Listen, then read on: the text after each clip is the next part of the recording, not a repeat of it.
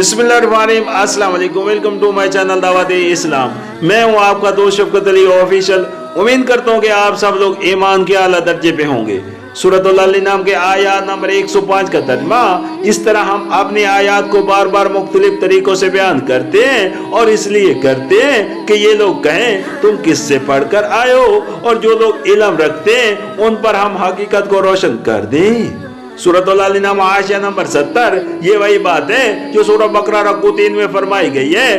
कि मच्छर और मकड़ी वगैरह चीजों की तमसीलें सुनकर हक के तालिब तो उस सदाकत को पा लेते हैं जो उन तफसीलों के पैरा में बयान हुई हैं, मगर जिन पर इनकार का तहस्सुब मुसल्लत है वो तन से कहते हैं कि भला अल्लाह ताला के कलाम में इन हकीर चीजों के जिक्र का क्या काम हो सकता है। इसी मजमून को या एक दूसरे पैरा में बयान किया गया है। कहने का मुद्दा ये है कि ये कलाम लोगों के लिए आजमाइश बन गया है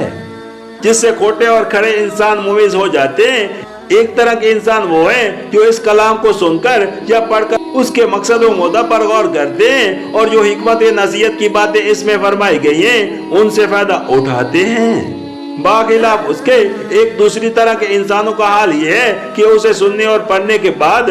उनका ज़हन मज़ीद कलाम की तरह मुतवज्जो होने के बजाय उस टटोल में लग जाता है कि आखिर ये उम्मी इंसान ये मज़ामीन लाया कहाँ से है। और क्योंकि मुखालफाना तअस्सुब पहले से उनके दिल पर कब्जा किए होता है, इसलिए एक खुदा की तरफ से नाज़िल शुदा होने के इम्कान को छोड़कर बाकी तमाम मुमकिन तस्वर सूरतें वो अपने ज़हन से तजवीज़ करते हैं और उन्हें उस तरह बयान करते हैं कि गोया उन्होंने इस किताब के मखज़ की तहकीक कर ली है। सूरतुल अल नाम के आया नंबर 106 का तर्जुमा, ए मोहम्मद सल्लल्लाहु अलैहि वसल्लम उस वही की पैरवी किए जाओ जो तुम पर तुम्हारे रब की तरफ से नाजिल हुई है, क्योंकि उस एक रब के सिवा कोई और खुदा नहीं है, और उन मुशरिकीन के पीछे ना पड़ो।